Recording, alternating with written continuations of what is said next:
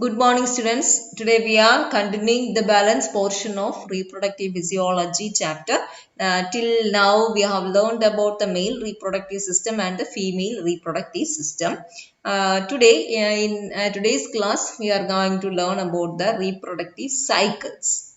Then, what is the reproductive cycle? Reproductive cycle means it is a brief period characterized by pronounced sexual activity, and it is followed by a long period of no sexual activity. So it cycles, it alternates. Pronounced sexual activity alternates with no sexual activity. That cycle is called a reproductive cycle. And in the case of males, there's a brief period of pronounced sexual activity. That brief period is called a rutting season in the case of male. Then estrous cycle. Estrous cycle means it's a part of reproductive cycle, and it is used, that term is used especially in the case of non-primate animals. Non-primate animals, examples are birds, reptiles, amphibians, all are come under the non-primate animals. Non-primate animals means they are not intellectually that much advanced as of primate females. Their cognition, intellectual, so many aspects are there. It is not that much advanced when compared with the primate.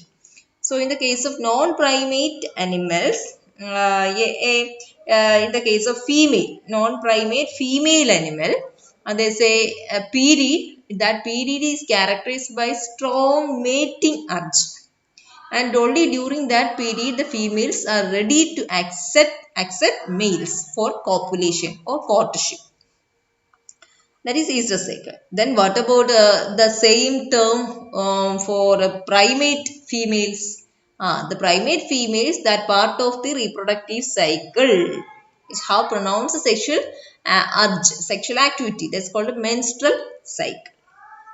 It's a reproductive cycle. Menstrual cycle is not completely the reproductive cycle. It's only a part, part of the reproductive cycle. In the case of primate females. So we are going to see the menstrual cycle next. Before that we need to understand reproductive cycle in primates. Reproductive cycle in primates starts from the time of puberty, and it occurs in two levels, two stages. Ovarian cycle is there and uterine cycle is there. Ovarian cycle means the cyclical changes that occurs in the ovary. And uterine cycle means the cyclical changes that occurs in uterus. Then as we know, we all already learned how an ovum mature inside the follicle, and finally it become Graafian follicle, and how that ovulation happen. All those things we have learned till today's section. So all that process, that the maturation and release of ovum, all those changes are included in ovarian cycle. And uterine cycle means cyclical changes occur in uterus. Cyclically what changes are happening in uterus, that constitutes the menstrual cycle. Okay, and these two cycles occur in interrelated manner, because one cycle is relating to the another cycle. Next slide. We are going to see the two cycles separately. The first is ovarian cycle. Ovarian cycle has three phases. Follicular phase is there, ovulatory phase is there, and luteal phase is there.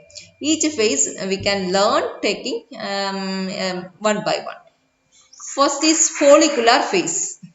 Follicular phase means all the changes that led to the maturation of a primary follicle to Graafian follicle. That is the follicular phase. Okay, that maturation is happened under the influence of a hormone secreted by pituitary, is called FSH, follicle stimulating hormone, and under its influence many primary follicles that present in the ovary starts to grow. Okay, then what happened? Only one reaches maturity and release during the ovarian cycle.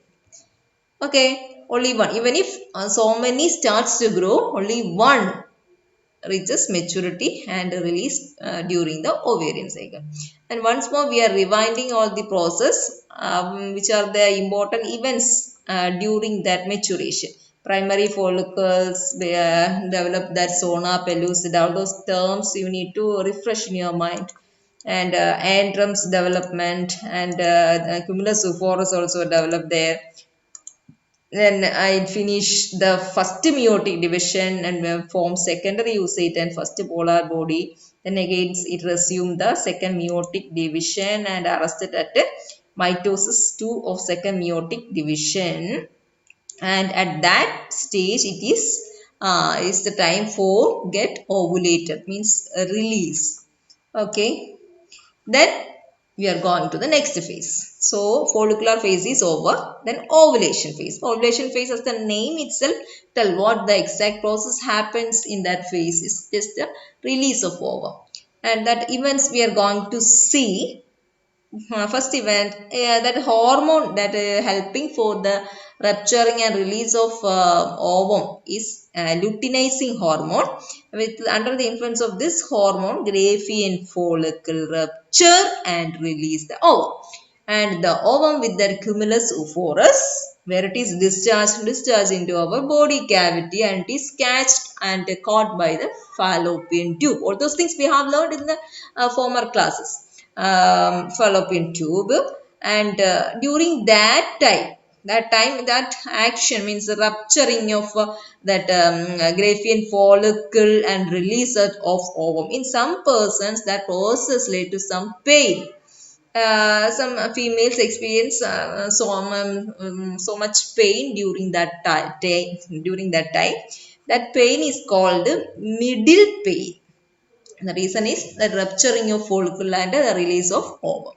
And during that time, our body basal temperature will increase. So, continuous monitoring of the basal temperature, one can easily predict when that ovulation is happening in a particular female very correctly.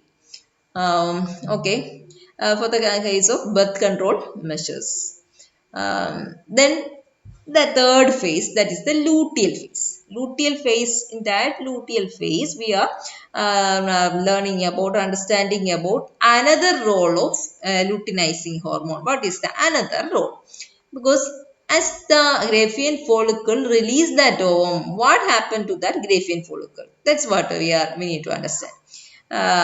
It helps to convert the ruptured Graafian follicle to an endocrine gland. Its name is corpus luteum. So, after the release of the ovum, this luteinizing hormone helps that break the Graafian follicle to become an endocrine gland. What is the name of that endocrine gland? Corpus luteum. So, we are going to see that process. This is the ruptured follicle and it is filled with clotted blood. That clotted blood is called corpus hemorrhagium. Okay. Then what is happening? And that rupture gets sealed. That rupture sealed and that clotted blood is replaced with a fibrin containing fluid. Fibrin, we know, it's helping for clotting. A fibrin containing fluid replaces that blood clot inside the ruptured follicle. Okay, then what happened? Then the granulosa cells of the follicle, its size get increased. It is not proliferating. It's not increase in number. But what is happening? Its size are increased and now its name is granulosa lutein cells. Granulosa cells are now called granulosa lutein cells. Then came the influence of our hormone, that is luteinizing hormone. What it is doing? Under the influence of luteinizing hormone, lipid droplets accumulate over this corpus luteum and also some yellow color carotenoid carotenoid pigment accumulate and convert into a yellow structure, and then it is called a corpus luteum. Now it is called corpus luteum as it become yellow color, and that yellow color is due to the accumulation of a yellow carotenoid pigment over this that Graafian follicle, corpus luteum. Then what happens? That process is called luteinization, formation of corpus luteum from ruptured follicle. That process is called luteinization. Then that corpus luteum start to stretch as secrete progesterone hormone. Progesterone hormone is one of the main hormone to help to maintain the pregnancy. And that ovulation and menstruation is always supported by the hormone FSH and LH. And the pregnancy and its associated changes is supported by two hormones, mainly estrogen and progesterone. How we can easily memorize the name of these two hormones? You just think pregnancy, that the spelling of that term PRE is the first letters. PR for progesterone and E for estrogen. In that way we can memorize. These two hormones are supporting pregnancy. Okay, come back. Then the Graafian follicle become corpus luteum. That corpus luteum is the endocrine gland. It start to secrete progesterone. Okay. Then the function, we need to understand the function of this progesterone hormone. It is behind the successful implantation of the embryo, and also need to inhibit any further ovulation, because a successful ovulation happened and its fertilization happened, embryo also started to develop. Then need to stop, to inhibit any further ovulation. That also done by progesterone. And, it helps in the development of mammary gland and also the maintenance of the pregnancy without causing any expulsion or anything like that. Then we need to think about what will happen if pregnancy will not happen. Then what happened to this corpus luteum? Corpus luteum degenerates to a white fibrous mass of tissue called corpus albicans. Okay, then we are going to see what is ovarian cycle simply. Ovarian cycle means all that changes that include the conversion of Graafian follicles, its rupturing and its ovulation, and after that finally leads to the formation of corpus luteum. All these changes includes the ovarian cycle. So we cover ovarian cycle completely. Ovarian cycle, three phases are there. Follicular phase, and then ovulation phase, and last luteal phase. All the three phases we finished by this slide. Next, we are going to uterine cycle. So, the reproductory cycle of primates we are talking about, it's two stages are there, two steps are there. First is ovarian cycle that we covered now, and we are going to the next stage, that is the uterine cycle. What changes are happening in the uterus? Uterine cycle means series of changes occurs at the level of uterus, and that uterine cycle, its period, its duration is 28 days. It lasts, one uterine cycle lasts for 28 days. After 28 days, next uterine cycle starts. This uterine cycle is otherwise called menstrual cycle. It also has three phases: menstrual phase, pre-ovulatory phase, and post-ovulatory phase. From the name itself, it's very clear. Menstrual phase is the phase at which menstruation happens. Pre-ovulatory means the ovulation that happens after menstruation, and post-ovulatory means the period after that ovulation. What all changes are happened in uterus. Okay, we are talking about each phase individually, one by one. What is first one is menstrual phase. Its duration 28 days is the complete duration. Menstrual phase lasts for first 5 days of the uterine cycle. First 5 days of that 28 days cycle. That first 5 days constitute the menstrual phase. What are the process happening during that menstrual phase? It includes the discharge of 50 to 150 ml of blood, some tissue fluid, mucus, and endometrial cells. Endometrium means the lining of the uterine wall. All those things will be get discharged to the vagina, and that discharge is called menses. That discharge of all these substances to the vagina to the exterior is called menses. And during that discharge, functionalis layer degenerate. Functionalis layer is a one among the many almost three layers are present in the uterine wall as part of the endometrium of uterus, and one layer of the endometrium of the uterus is called functionalis layer. It degenerates and slugged off, ripped off from the uterine and discharged along with this blood to outside, so that menstrual flow pass out the uterus through the cervix and vagina to the exterior. This is the process. What is the reason for this menstruation? Not exact reason, but which are the hormones placed, hormones that cause that menstruation, that cause by a sudden reduction in the level of estrogen and progesterone. Very early, formerly also, I very clearly told you that the hormones that support the pregnancy condition are estrogen and progesterone. So here, as the level of estrogen and progesterone drops, that led to the initiation of the menstrual phase. So menstrual phase is over. Menstrual phase means in that 28-day durated cycle, first 5 days is the menstrual phase. Then we are going to see the pre-ovulatory phase. What is pre-ovulatory phase? In that 28-day cycle, as the menstrual cycle starts and ends by 5th day, then the 6th day onwards is the pre-ovulatory phase. So we can tell it as a period between menstruation and next ovulation, pre-ovulatory phase. And its duration, it extends from 6th to the 13th day of the cycle. It starts from 6th day to till 13th day of the cycle. From here we can understand that till the 13th day there will no any further ovulation. Okay.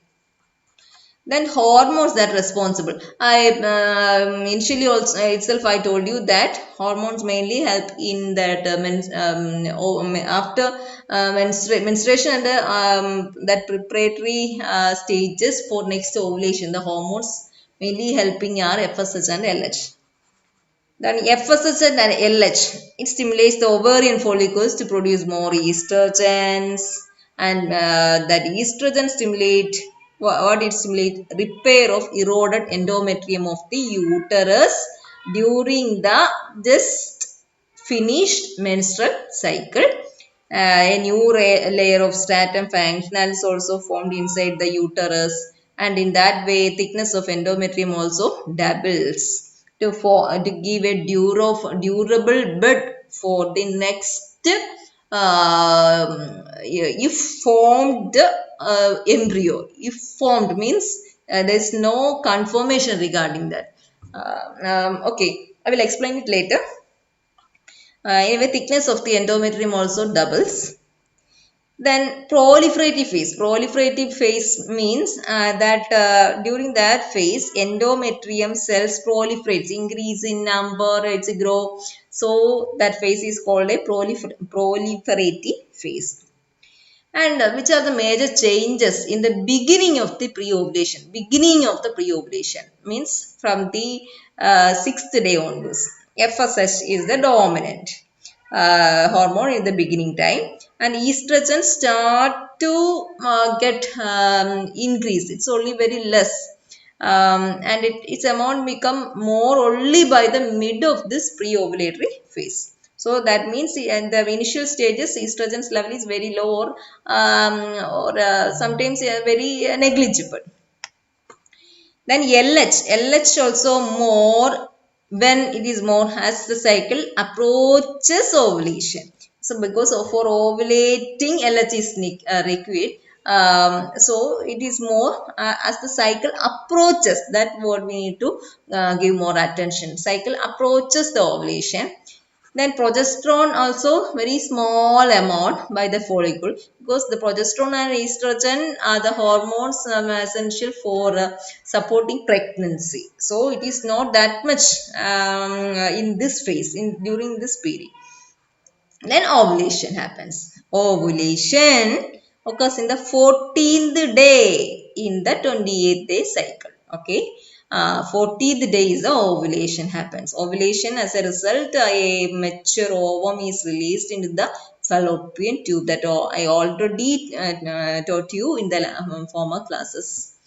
And that while that ovum retaining inside the fallopian tube itself a sperm, not a single, numerous sperm, and come and try to attach with that ovum. Only one gets succeed to enter into that egg and fused with the nucleus to form a zygote. Then division happens. All those things I already told you.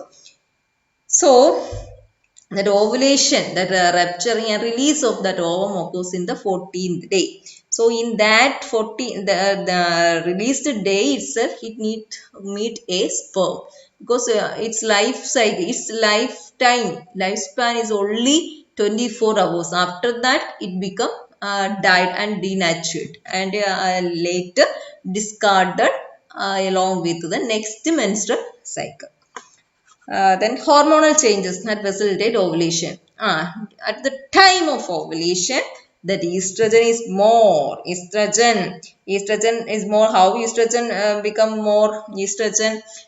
Because its secretion started by that time onwards, and the high level of estrogen inhibits JRF, means gonadotropin releasing factor. It's a hormone secreted by hypothalamus. What it do? It inhibits FSH and LH production. It start to inhibit, reduce its amount, and ovulation happens. Okay. Next, post-ovulatory phase. So post-ovulatory means after ovulation. Then it extends from 14th day to the 28th day of the cycle. Till that period, this phase extends. And it is a period between ovulation and the next onset of next menses. Okay. And what are the changes happens here? And this is a basic principle. Estrogen's level is always inversely proportional to FSH level. When estrogen level is high, FSH level will be low. What are the changes occurs in post-ovulatory phase? Corpus luteum is there. It secretes more estrogen and progesterone because it is supporting the pregnant condition, pregnancy. It support pregnancy. And the progesterone, what progesterone is doing? It prepared the endometrium to receive a fertilized egg, and that preparatory changes includes means at the endometrium level. What are the preparatory changes that happens in the endometrium? Vascularization, more blood supply, and a wall of the endometrium get thickened. More amount of glycogen and tissue fluid also develop in that endometrium. These are the preparatory changes. And as the during this time is mainly for supporting pregnancy, FSH and LH secretion decreases, start to decrease, and progesterone is the dominant hormone then. If that fertilization doesn't happen, what are the changes occurs in the that post ovulatory phase? Corpus luteum, that time also continues to secrete estrogen and progesterone for some time. That means for some time its level is high. As it is high for some time, it can inhibit JRF and LH secretion and limit its secretion, its level there that time. And after that some time, and the corpus luteum degenerate and it becomes corpus albicans. So it may lead to a reduction in the level of progesterone. Low level of estrogen and progesterone happens as the estrogens and progesterone level reduces. Again LH and FSH becomes more and initiates the next menstrual cycle. That's what it that low level of estrogen and progesterone removes that inhibition in GRF secretion from the hypothalamus, which in then increases secretion of FSH and LH and initiate the next ovarian cycle.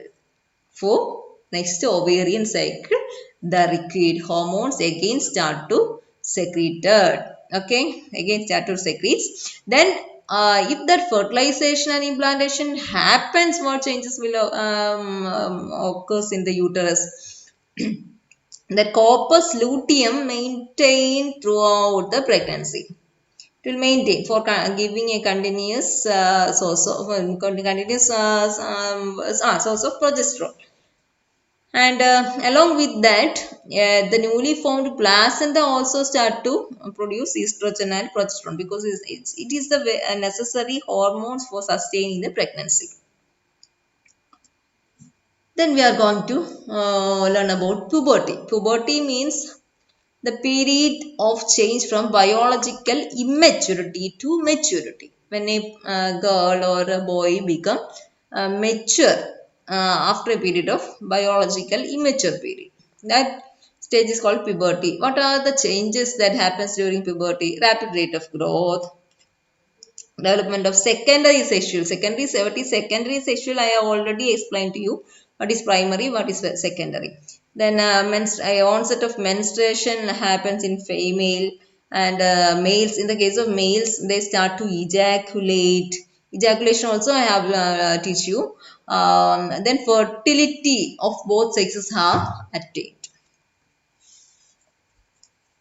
Then onset of puberty. How? In girls, it onset of puberty occurs mainly between the ages of 10 and 40, and that age range varies from individual to individual. In boys, it between the 12th and 16th age.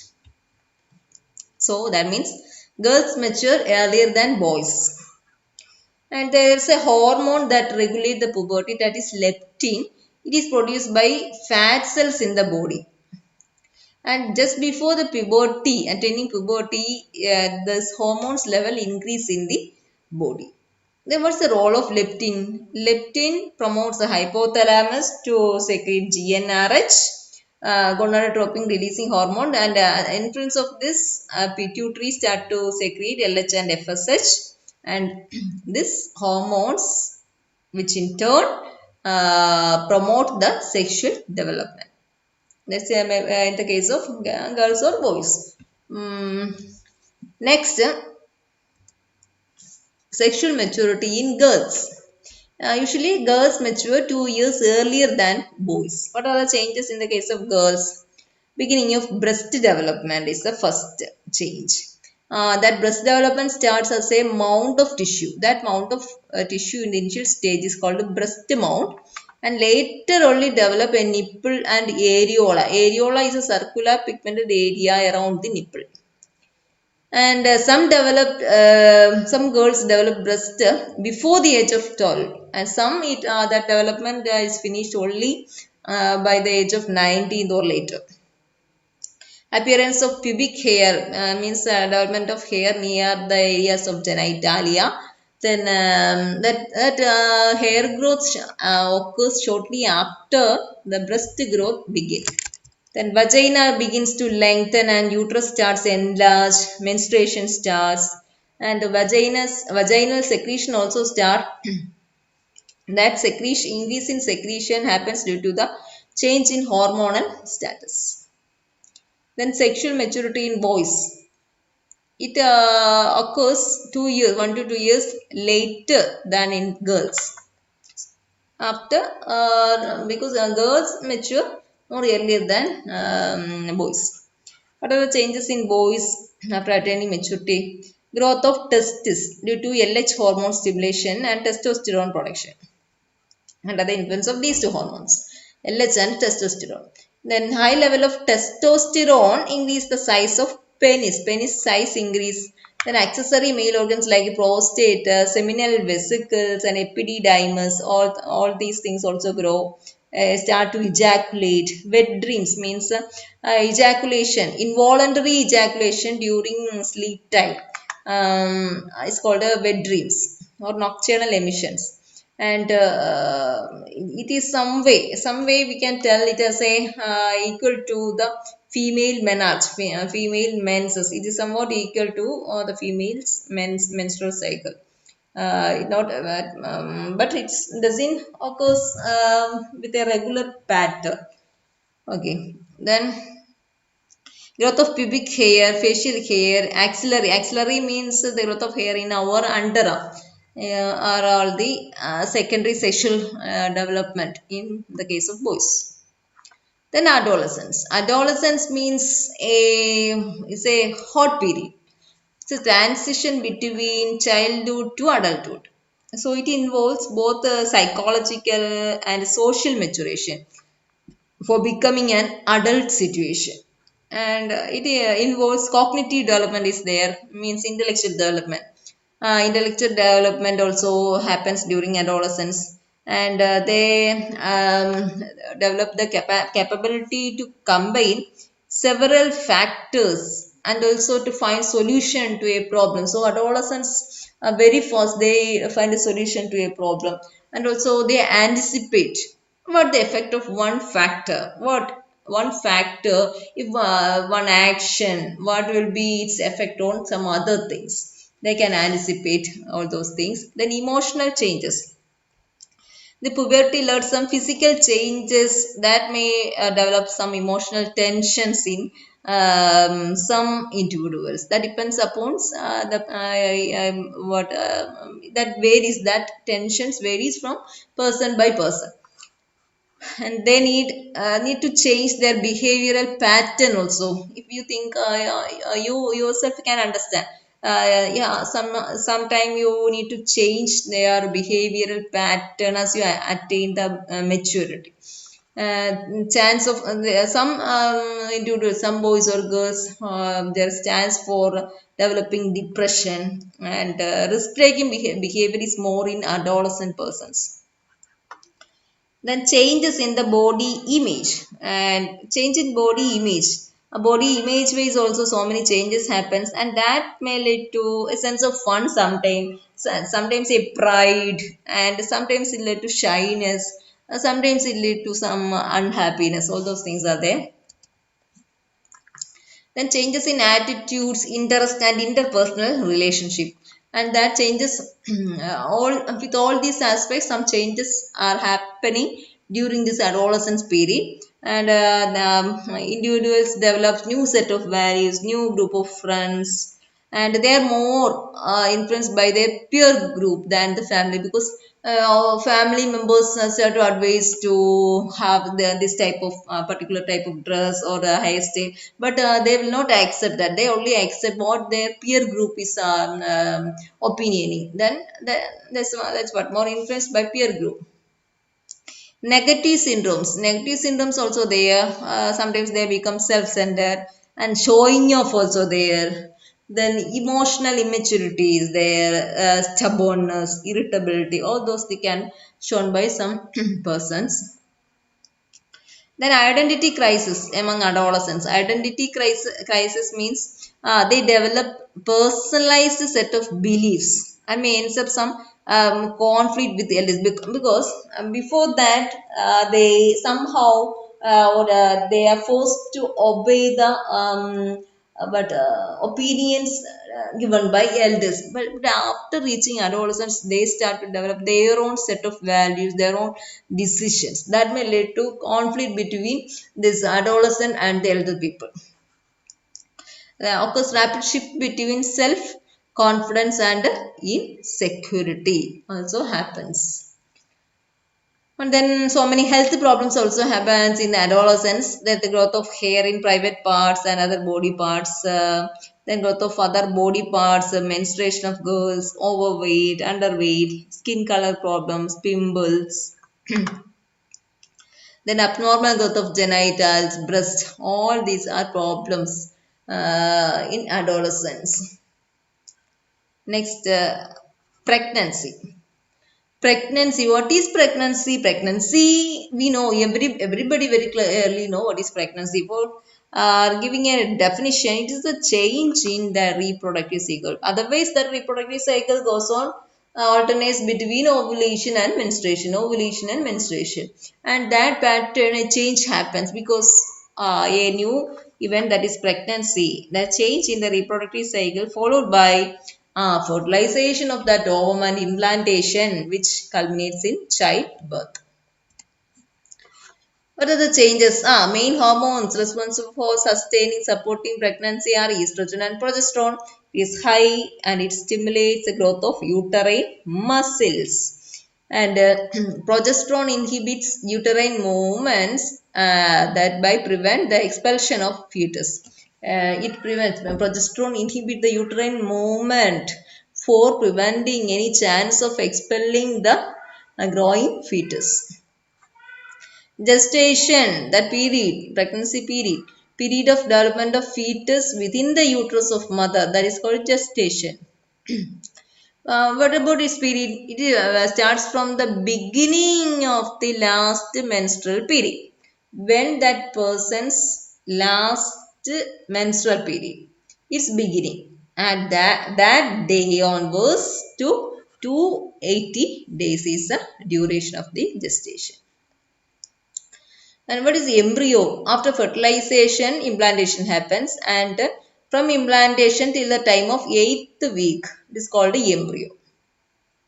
After that, it becomes fetus. From embryo stage until birth, it is called fetus.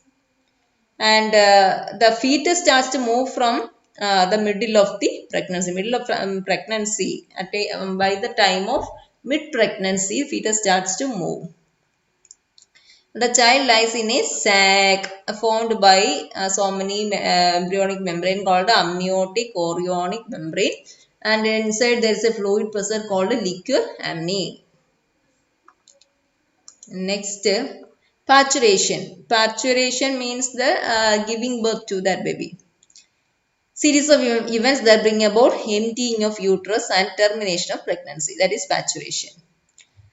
Position of fetus during the end of gestation. During the end of gestation, what would be the position of the fetus? Its head should be directed downward and fitted in the cavity of pelvis. Cavity of pelvis means it is a lower part of the trunk of human body between the abdomen and the thighs. Abdomen we know, and the two thighs we know. The head of the baby should be directed downward, fitting between the space between the two thigh and below the abdomen. That is the cavity of pelvis. Then how the fetus is moving and finally comes out. Uterine walls start to contract at the time of parturition. It starts from weak and finally becomes strong contraction, and it is lasts for 1 to 2 hours. And outlet of uterus get dilated. Vaginal wall become more flexible and distensible. Then sometimes if it didn't distended properly, doctors or nursing person used to make some incisions outside. Then membranous sac carrying the fetus bulges into the vagina. Then it ruptures and release part of amniotic fluid. And that time uterus contraction become powerful to expel the baby. And that fact is responsible for the onset of maturation. For that onset of maturation, for the beginning of maturation, certain factors should be there. They should therefore supporting that maturation. Which are the factors? High level of estradiol in blood enhances the contraction of the uterus for expelling the baby. Second, oxytocin, another hormone, it causes the rhythmic contraction of the uterus. So, two hormones, estradiol and oxytocin. Its total duration is almost 80 hours. Then lactation. Lactation means secretion of milk by the breast or mammary glands. Mammary glands, we already learned that is a modified sebaceous gland present in both sexes but active only in case of females. Structure of mammary gland. this is the mammary gland, and it contains lactiferous ducts. These are the lactiferous ducts, and that ducts branches into form ductules, and ductules ends up in alveoli, and these alveoli are actually secreting the milk. It's an expanded view of a bunch of alveoli. This is a single alveoli, and from the alveoli itself the milk is secreted, and that milk passes through the ductules to duct, and which ends up in nipple. And myoepithelial cells are there. Myoepithelial cells are the specialized cells that form the wall of the alveoli. They are cells capable for contraction. And these are about structure of mammary gland. And the nipple, a pigmented circular area present around the nipple is called the areola. Areola we can see here. Next, hormonal control of lactation. Which are the hormones that play important role in regulating the lactation? At the time of puberty, there is high level of estrogen. Estrogen we can write in both spelling, in both type of spelling. Anyway, high level of estrogen is there. That high level of estrogen cause increase in the duct growth and branching. Increase in duct growth and branching at the time of puberty. And the progesterone also then present, and it helps with the growth in the size of the breast. But alveoli does not develop at this stage. And at the time of the pregnancy of that girl, in the later stage of the pregnancy, we know that at the later stage of pregnancy, the level of estrogen and progesterone is very high, and it presents, it's the high level occurrence of this estrogen and progesterone promote the growth of the breast and its further differentiation. And also the high level of estrogen and progesterone inhibit the prolactin's ability to induce lactation. Actually, the prolactin is the hormone responsible to induce lactation. Lactation means secretion of milk. Then after paturation means after the birth of the baby, after the expulsion of the placenta, then the level of estrogen and progesterone will lower. And as its level lowered, that its inhibition over prolactin also decrease. And so that the prolactin secretion increase. And that increased level of prolactin cause lactation. Okay. And that reflex, there's a reflex action also there for the milk ejection. What is the reflex? Suckling means that suckling action by maybe at the nipples. I think you know that. And because of that action, afferent impulses are sent to hypothalamus by that suckling action. And because of that afferent impulse from the hypothalamus, what is released? A prolactin releasing hormone is released, and that hormone stimulates anterior pituitary for the secretion of prolactin. Then prolactin will be there.